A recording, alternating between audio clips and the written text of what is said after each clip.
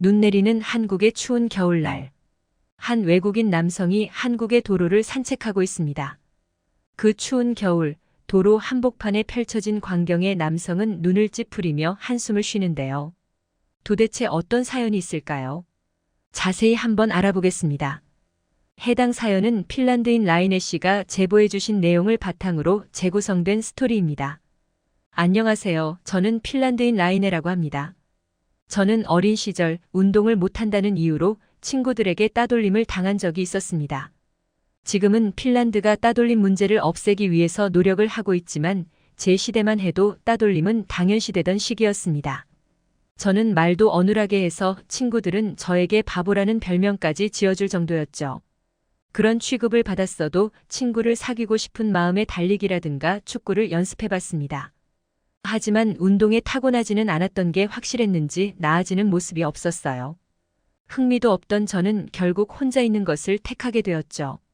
혼자 있는 시간이 많아지니 사람들과 자주 대화를 하지 않아서 말까지 더듬게 되었습니다. 부모님은 그런 제가 안타까워 형에게 저를 맡기고는 했으나 형 또한 말을 더듬는 저를 좋아하지는 않았어요.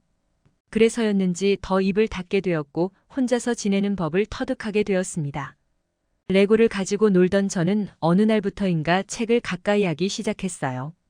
혼자 할 수 있는 것이 그리 많지 않았거든요.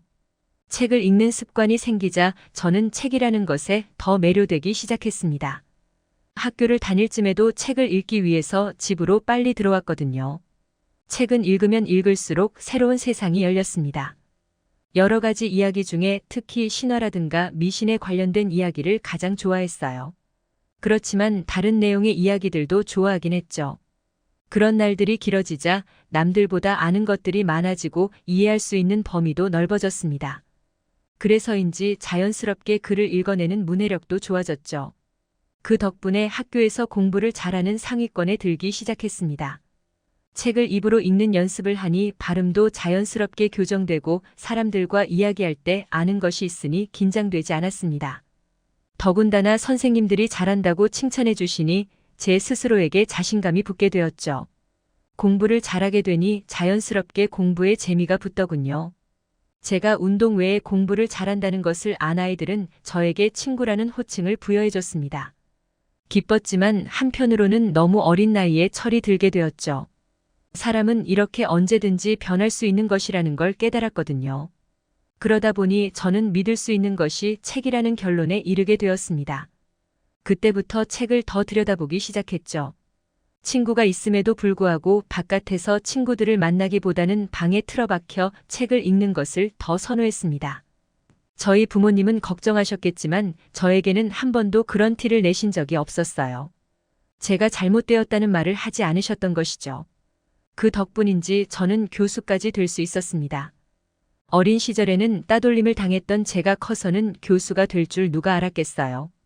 솔직히 교수보다는 연구원으로 계속 살고자 하는 마음도 있었으나 새로운 지식을 알려주는 것에 흥미가 생겼기에 교수를 택할 수 있었죠. 그리고 운이 좋았던 것도 있었습니다. 제가 교수가 될 수 있도록 지도 교수님이 도와주셨거든요. 그렇게 저는 핀란드에서 화학 분야의 교수로 지내고 있다가 특이하게도 영어 영문학과 교수가 되었습니다. 화학도 재밌긴 했으나 영어가 가지고 있는 여러 가지 뜻을 다른 식으로 해석하는 것이 좋았거든요. 솔직한 이유로는 제 인생이 너무 지루해졌기 때문에 교수로 지내면서도 영문학과 수업을 들었습니다. 50대가 되니 일상들이 지루하고 재미가 없었거든요. 삶의 낙이라는 이름도 잊어버린 지 오래였죠. 혼자 사는 인생에 도전이라는 것을 넣어 활기를 넣어보고자 하는 의욕이 있었던 것이었습니다. 더군다나 핀란드는 자신이 원한다면 얼마든지 원래의 일을 그만두고 새로운 직업을 찾을 수 있는 곳이었습니다. 제가 특이한 것일 수도 있지만 이런 식으로 자신의 새로운 길을 개척하는 사람도 많죠. 그렇게 영어 영문학 과교수가 된 저는 뜬금없지만 한국의 한 대학교의 채용 공고에 지원하게 되었습니다. 사실 한국이라는 나라에는 별 흥미가 없었는데 한 사람 때문에 관심을 가지게 되었죠. 제가 자주 가는 식당에는 종업원으로 일하는 한국인 제이가 있었는데요.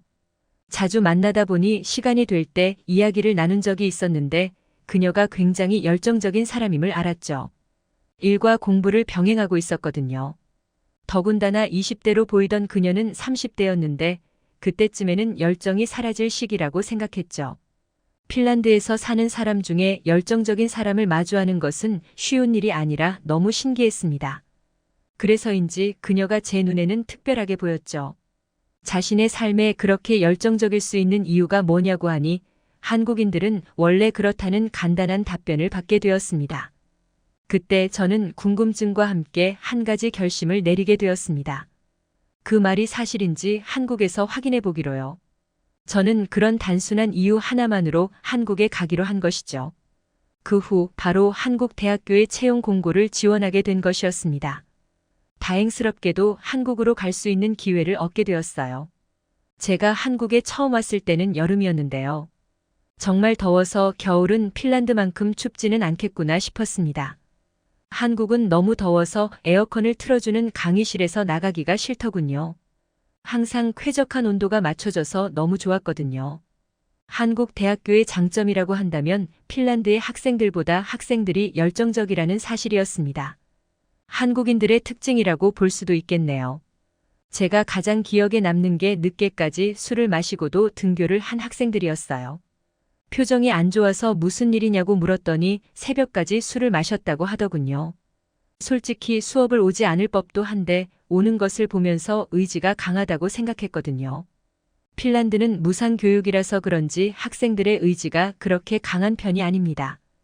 그런 학생들을 보면 저도 괜히 열정적으로 변하게 되는 것 같아서 좋은 활력소가 되었습니다. 무엇보다 여름에는 간혹 학생들이 이야기하는 무서운 이야기라든가 미신에 관련된 이야기를 흥미롭게 들을 수 있었죠. 미신에도 문학적, 역사적 요소가 있어서 가치가 있는 이야기라고 보거든요. 한편으로는 현대인 모습을 하고 있는 한국에서 비과학적인 이야기를 좋아하는 듯한 두 가지 면을 보게 되는 것이 흥미로웠습니다. 저에게는 그 모든 것들이 매력적으로 다가오긴 했었죠. 한국을 좋아하게 되니 뭐든지 좋게만 보이더군요. 그렇게 여름이 지나고 겨울이 찾아왔을 때 저는 핀란드만큼이나 한국이 춥다는 것을 알게 되었습니다. 여름이 더웠기에 겨울을 보내는 것이 쉬울 것이라고 생각했던 저는 당황할 수밖에 없었습니다. 생각 외로 엄청 추웠거든요. 한국의 겨울을 그나마 버틸 수 있었던 것은 온돌 문화 덕분이었죠. 따뜻한 열기가 올라와서 몸 전체를 데워주는 듯한 느낌이 정말 좋았습니다. 모든 집에 온돌이 되어 있는 한국이 얼마나 굉장하게 느껴지던지. 건축 공부를 해서 핀란드에서 온돌 시공만 해도 먹고 살 수 있을 것이라는 생각이 들 정도였습니다. 그렇게 한국의 겨울 문화에 적응해 갈 때쯤 제 눈에 이상한 것이 발견되기 시작했습니다. 그날은 눈이 정말 많이 내리던 날이었는데요.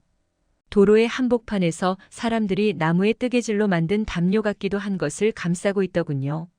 저는 그 광경을 보면서 문득 학생들이 말하던 무서운 이야기가 생각났습니다. 그 이야기 속에는 나무에 알록달록한 천을 걸어서 애군을 막아준다는 그런 내용이었거든요. 이런 겨울에도 미신을 믿고 해하고 있다니 한숨이 절로 나오더군요. 아무리 믿는다고 해도 이 추운 날씨에 많은 사람들이 나무에 걸고 있는 행동이 이해가 가지 없었습니다. 생각만 하고 있다가 다음 날 계절 학기 강의를 하던 도중에 학생들에게 이야기하게 되었어요. 한국은 너무 미신을 믿는 것 같다며 나무에다가 뭘 자꾸 두르는지 모르겠다고 했죠.